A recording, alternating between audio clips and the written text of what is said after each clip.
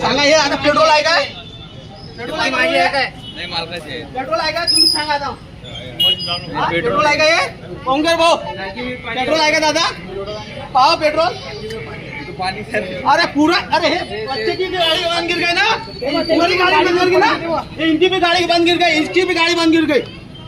हाँ ये देखो पेट्रोल है क्या ये? पेट्रोल पंपावर आले असता पेट्रोल पेट्रोल पंप टाकत असता त्यांनी आम्हाला पेट्रोलच्या जागी फक्त निव्वळ पाणी टाकलं आहे. पेट्रोल पंपमध्ये पेट्रोलमध्ये फक्त पाणी टाकलेलं आहे. आम्ही 500 मीटर जात असताना गाडी बंद पडली असता आम्हाला वाटतं आमच्या गाडीमध्ये प्रॉब्लेम आहे का, तर आम्ही थोडं समोर गेलो असं वाटतं चौकामध्ये.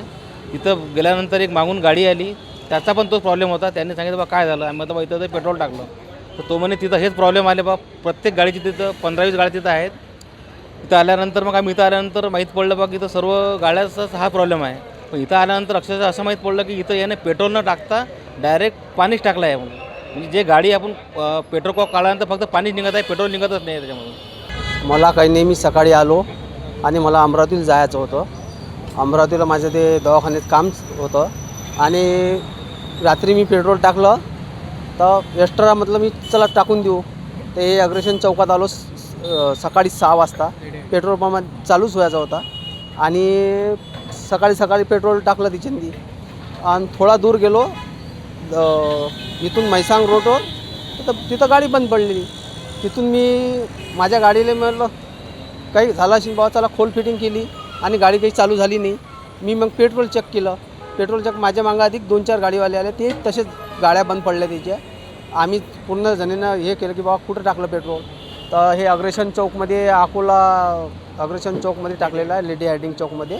18 तारीखला मी इथे पेट्रोल भरायला सकाळी आलो होतो. मला अमरावती जायचं होतं आणि गाडी पेट्रोल भरल्यावरती मी 4 किलोमीटर समोर गाडी नेली आणि गाडी बंद पडली. तिथून मला माझी बुलेट क्लासिक 350 रॉयल इनफिल्ड ते लोटत आणायला लागली इतक्या दूर आणि मी एकटाच होतो. मग गाडी लोटून आणली तर इथे खूप हाहाकार होत होता आणि सगळे मारपीट होत होती की पेट्रोलमध्ये पाणी टाकलं गेलं आहे. मग मला ते कळलं आणि मग माझ्या बुलेटमधली चेक केलं तर माझ्या बुलेटमध्ये मी 400 रुपयाचं पेट्रोल टाकलं होतं. त्यामध्ये पूर्ण पाणी होतं. याच्यामध्ये तर मालकाची आणि त्याच्या कर्मचाऱ्यांची खूप जास्त चुकी आहे. तिथे जे फनेल बाहेर काढून ठेवलं होतं तिथे ऑलरेडी दिसत होतं की त्या फनेलमध्ये पाणी आहे म्हणून, तरी त्यांनी लोकांसमोर पाणी ते चेक करूनही सुद्धा त्यांनी ते पाणी टाकत गेले. तर आता माझी माग हेच आहे की माझ्या बुलेटमधलं आता पाणी काढून द्यावे, गाडीचे पूर्ण चेकअप करावे आणि अगर फ्युचरमध्ये कोणता प्रॉब्लेम होत असेल तर इंजनमध्ये खूप जास्त प्रॉब्लेम येत असेल तर गाडी रिप्लेसच करून द्यावी.